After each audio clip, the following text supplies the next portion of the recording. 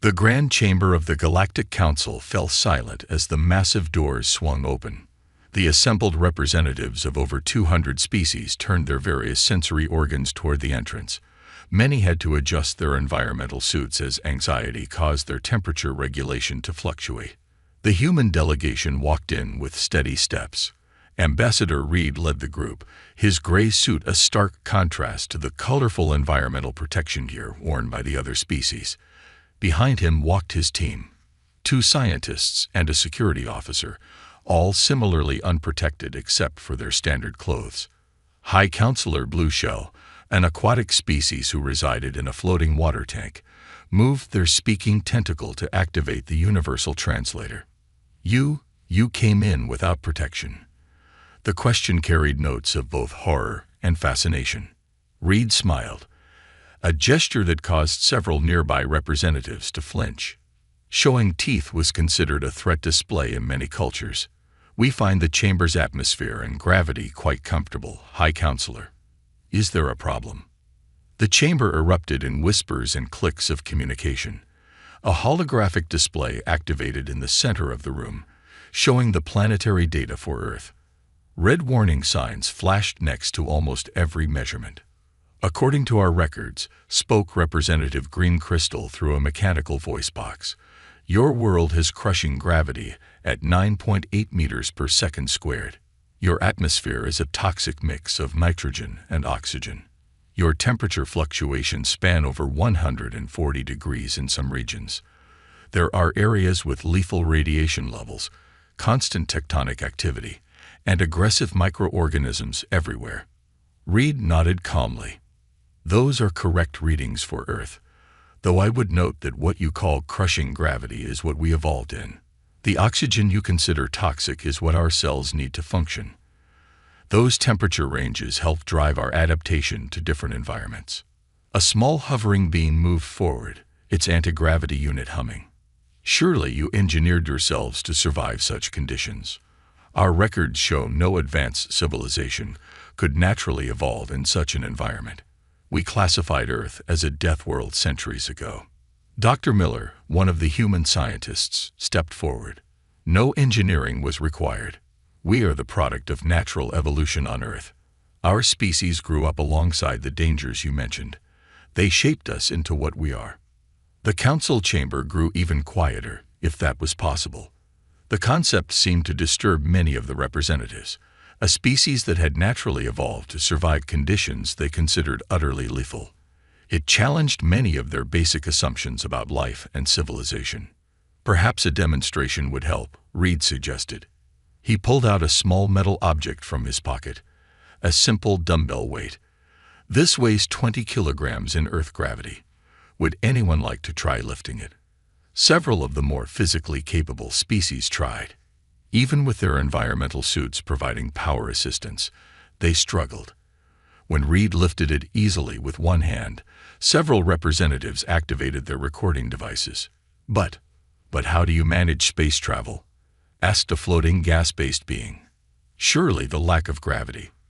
"Actually," Dr. Miller interrupted politely, "we find zero gravity more challenging than high gravity. Our bodies are so adapted to Earth's conditions that we need special exercise equipment in space to prevent muscle and bone loss. What you consider normal conditions, we have to train specifically to endure." The High Counselor's water tank bubbled as they processed this information. "This is unprecedented. A species that considers a death world their natural habitat. That treats lethal conditions as mere inconveniences. We don't think of Earth as harsh," Reed explained. "It's home. Its challenges made us adaptable, resilient. We learned to survive anywhere, to keep going when things get tough. And now we're ready to join the galactic community, to share what we've learned from our unique evolution." The council spent the next hour asking questions about human physiology, culture, and technology. With each answer, the initial fear began to transform into fascination. By the end of the session, when Reed formally presented humanity's petition to join the Galactic Council, the vote was unanimous in favor. As the human delegation left the chamber, High Counselor Blueshell turned to their assistant. "Send word to all member worlds," they ordered. "The Deathworlders are not a threat. They're an opportunity." The galaxy just became a much more interesting place. 3 months after humanity's introduction to the Galactic Council, the warning signs of just how different humans were began to show up in unexpected ways. The first incident occurred at Space Station 7, one of the major hubs for interstellar commerce. Tom Baker was just a regular maintenance engineer, fresh off Earth and excited about his new job. He didn't expect to become the talk of the station when the main atmospheric recycling system started failing during his first week. How long until complete failure? Station Director Mist Cloud's transparent form rippled with concern as they floated near the control panel. 4 hours, replied the chief engineer, a tall insectoid being named Click. "But we can't fix it. The radiation levels in the maintenance tunnel are too high.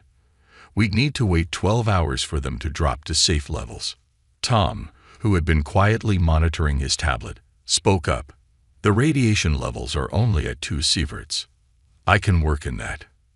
The entire control room turned to stare at him. Click's antennae twitched rapidly. "That's lethal radiation, young human. We cannot allow." "It's dangerous, sure," Tom admitted, "but not immediately lethal to humans. I've got anti-radiation meds in my kit, and our cells can repair radiation damage pretty well. We can't wait 12 hours. The whole station would have to evacuate." Before anyone could stop him, Tom was already pulling on his work suit. Not a radiation suit, just standard maintenance coveralls with tools. The aliens watched in horror through the monitoring system as he climbed into the maintenance tunnel and began working. Hour after hour passed. The aliens set up a medical team, certain they would need to treat severe radiation sickness. Instead, they watched in amazement as Tom continued working steadily, stopping only to drink water and take short breaks. 36 hours, whispered a floating gas being to their colleague. "The human has been working for 36 hours straight. In radiation. Without sleep." Tom finally emerged from the tunnel, looking tired but satisfied. "Systems fixed," he announced, wiping sweat from his forehead. "Had to replace more components than I expected, but it should hold now." The station's medical team insisted on examining him. Their scans showed radiation exposure that would have killed most species, elevated stress hormones, and severe fatigue. But Tom's body was already beginning to repair the radiation damage, and after 12 hours of sleep and a large meal, he was ready to return to work. Word of the incident spread quickly through the galactic community, but it wasn't the last surprise humans would provide that month. At a diplomatic ceremony on the desert world of Dry Sands, the alien hosts were horrified when the environmental control system failed during peak heat hours. The temperature in the conference room soared to levels they considered lethal. As they rushed to evacuate, they were stunned to see the human diplomats continuing their discussions, merely removing their formal jackets and asking for water. But it's 45 degrees Celsius," protested one of the hosts. Ambassador Reed smiled, remembering the similar reaction from his first council meeting. "That's a hot day back home, but not dangerously so. We can continue the ceremony if you're comfortable doing so." The ceremony was postponed anyway, but the story added to the growing legend of human resilience. In the aftermath of these events, the Galactic Council's Science Division began a detailed study of human capabilities. Their preliminary report caused quite a stir. Humans demonstrate extreme adaptability to conditions most species consider lethal. They can repair radiation damage, work for extended periods without rest, survive temperature ranges that would kill most species, heal from injuries at remarkable rates, and digest foods that would poison others. Most concerning is that they consider these abilities normal and unremarkable. Recommendation: update all safety protocols and environmental standards where humans are involved. What we consider emergency conditions, they might view as merely inconvenient. The galaxy must adapt to their presence as much as they adapt to ours. As the report circulated, more stories of human capabilities emerged. The galaxy was beginning to realize that these Deathworlders weren't just surviving. They were thriving in conditions that would break most species, and they were only getting started. The cargo ship Thunderchild was 3 days out from Earth when the pirates struck. Captain Martha Wright watched the 3 hostile ships appear on her radar, dropping out of faster-than-light travel with practiced precision. She didn't panic. This was exactly why she'd insisted on having an all-human crew for these early trading runs. "All hands, battle stations," she announced calmly over the ship's comm. "Looks like we're about to give some pirates a lesson in human hospitality." The pirate leader's face appeared on the main screen, a reptilian being wearing what Martha recognized as a high-end environmental suit. "Human vessel, power down your systems and prepare to be boarded. Your species is new to space. You don't want to make this difficult." Martha smiled, the same kind of smile that had unnerved the Galactic Council months ago. "This is your only warning. Leave now, or you'll learn why humans don't need powered armor to fight." The pirates, of course, didn't listen. They never did. 3 boarding pods slammed into the Thunderchild's hull, their cutting torches making quick work of the outer plating. The pirates had done this hundreds of times before. They expected to find a terrified crew in environmental suits, barely able to move in the ship's high-gravity areas. Instead, they found Jack, the ship's security officer, waiting for them with nothing but standard body armor and a stun baton.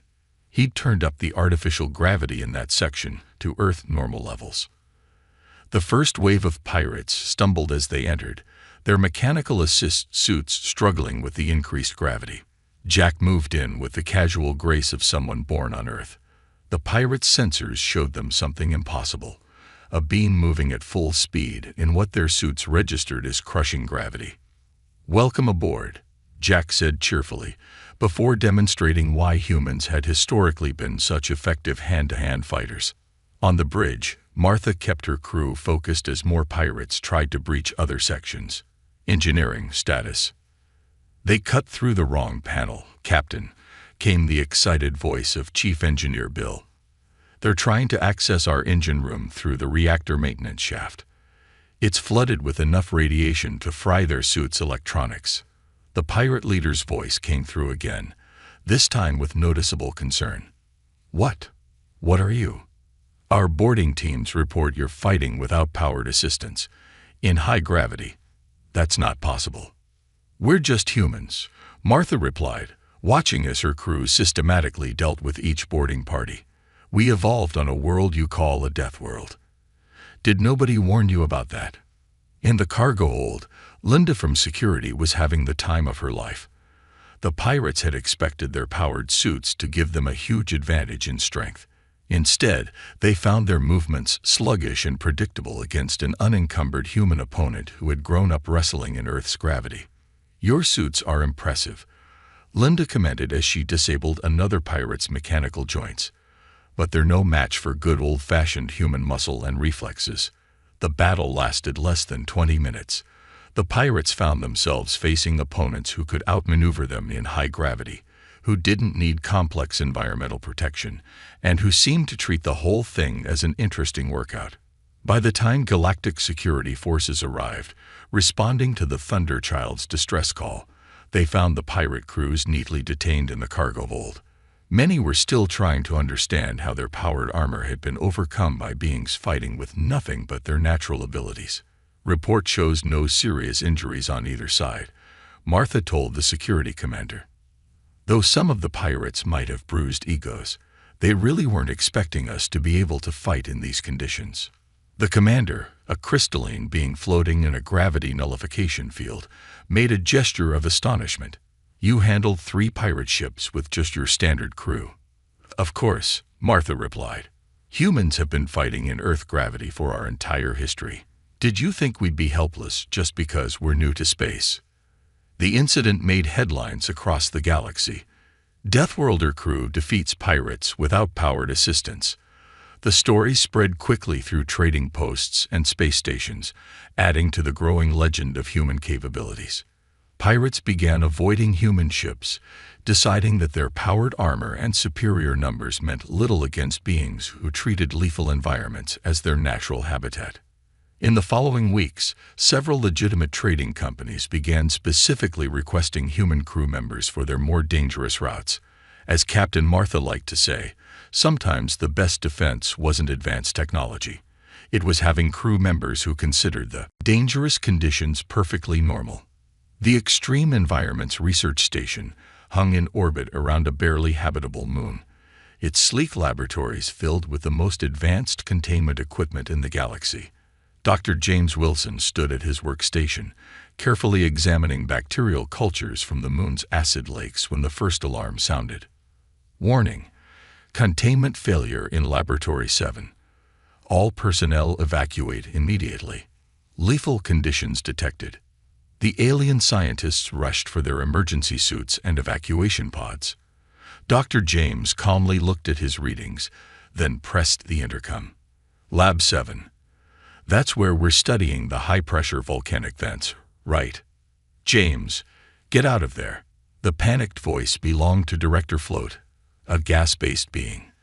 The containment field is failing.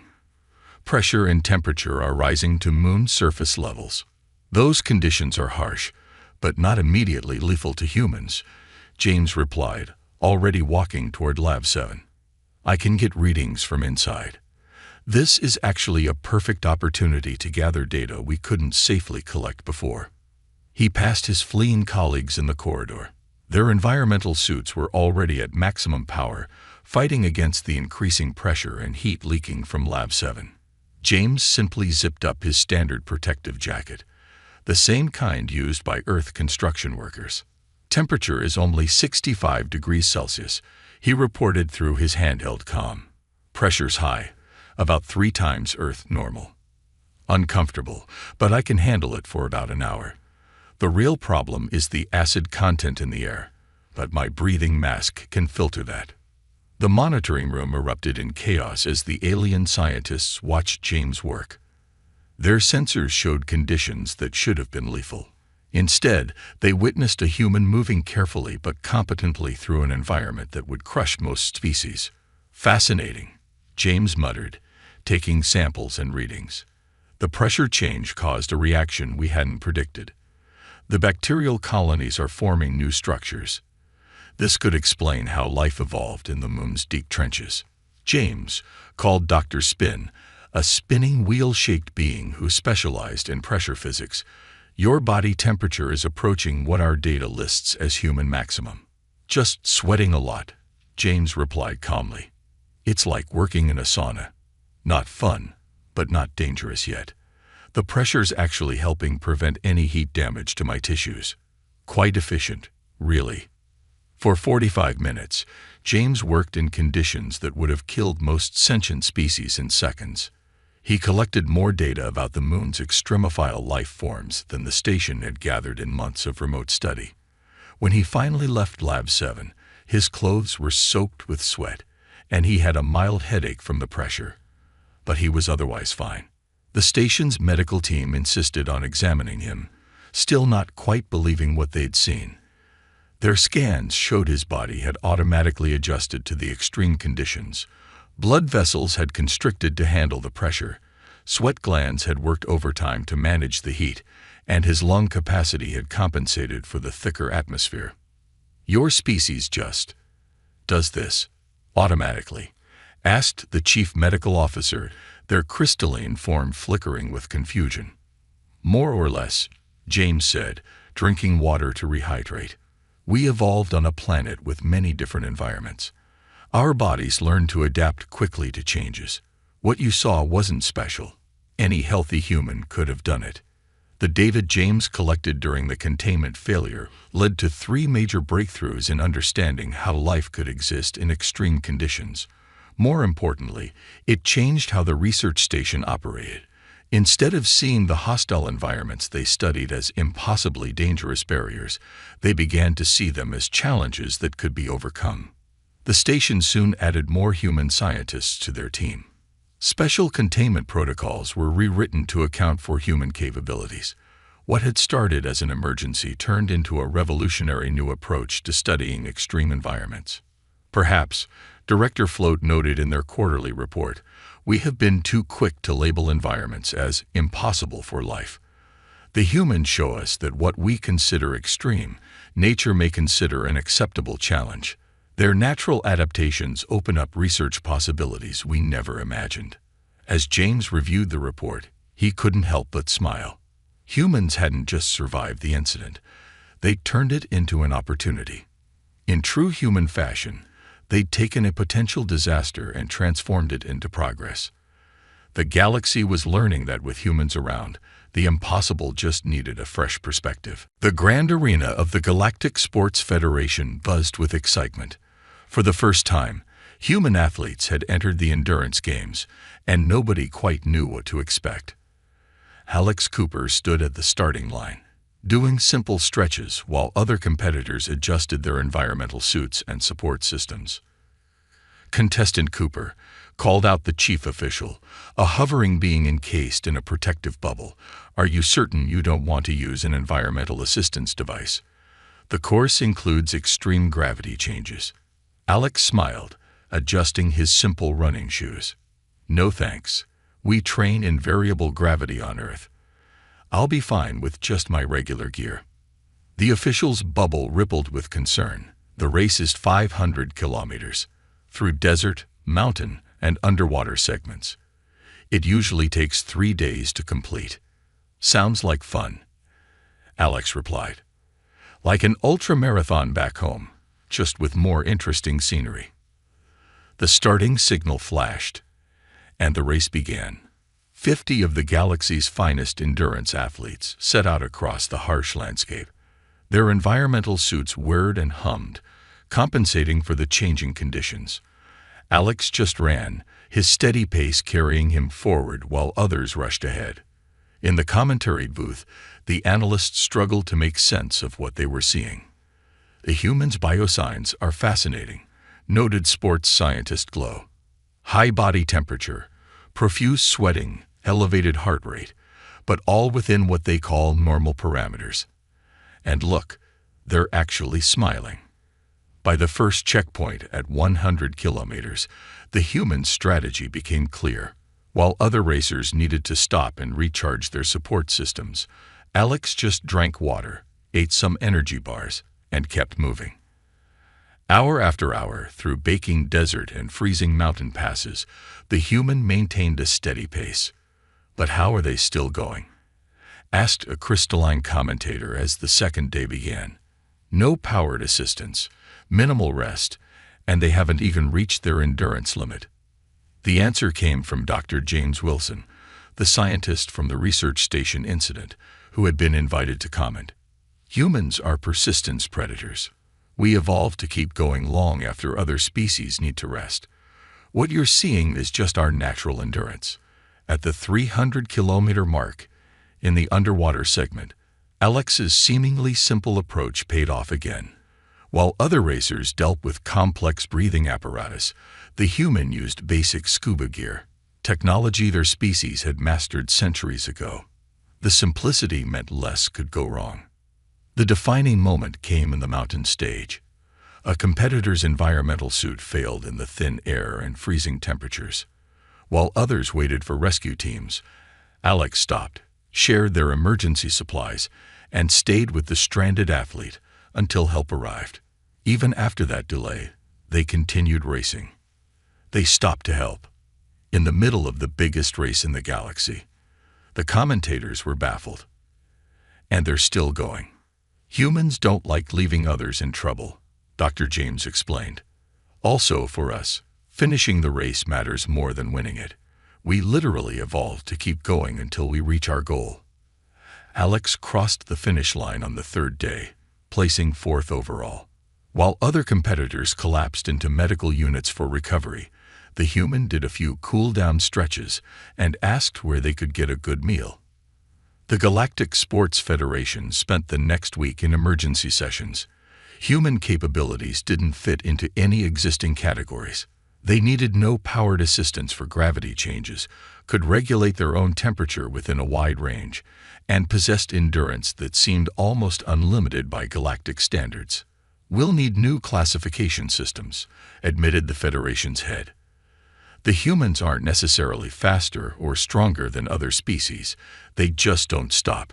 How do you categorize a species that treats a 3-day endurance race as a fun challenge?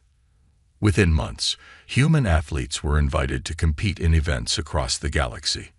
They rarely won speed competitions, but dominated in endurance events. More importantly, they changed how other species thought about physical limits. "The humans teach us something important," noted a veteran sports commentator. "Sometimes the key to victory isn't about having the most advanced support systems. Sometimes it's about evolving to keep going when others would quit." Alex's performance inspired a new trend in galactic sports. Minimalist competitions where athletes could use only basic safety equipment. In these events, the natural adaptations of each species mattered more than their technology. It was another field where humanity's primitive origins proved surprisingly advantageous. The emergency meeting of the Galactic Medical Council was interrupted by a fit of coughing from one of the crystalline delegates. 3 more delegates showed signs of illness within minutes. Dr. Lisa Parker watched as panic spread through the chamber. The mysterious plague that had already hit 6 worlds had just reached the Council itself. "Quarantine protocols active," announced the station's eye. "Warning: unknown pathogen detected." Unlike her alien colleagues, Lisa didn't rush for an isolation suit. Instead, she pulled out her medical scanner and walked straight to the coughing delegate. "I'm immune to most known pathogens," she explained calmly. "Let me help while others get to safety." The head of the council, a luminous being named Bright Mind, watched in amazement as Lisa worked. "You're not afraid of infection. This plague has already affected 12 different species. Human immune systems are extremely aggressive," Lisa replied, taking samples. "We evolved fighting thousands of pathogens on Earth. Our bodies attack any unknown organism by default. It makes us natural plague hunters." In the following hours, as the station's medical bay filled with cases, Lisa's immunity proved invaluable. She could work directly with infected patients, while other doctors had to rely on robotic assistance and isolation protocols. But it wasn't just her immunity that surprised the galactic medical community. "Your blood samples show antibodies already forming," noted Dr. Glow, a gaseous being watching through a containment field. "Your immune system started fighting the plague immediately, without any prompting." Lisa nodded, studying the test results. "That's normal for us. Earth's diseases are so varied that our immune systems evolved to be extremely adaptable. We're basically walking disease laboratories." The breakthrough came 3 days later. Lisa's blood samples showed not just resistance to the plague, but active suppression of it. Her immune system had recognized the alien pathogen as similar to several Earth diseases and had automatically developed countermeasures. "It's like having billions of tiny soldiers in our blood," she explained to the Council's research team.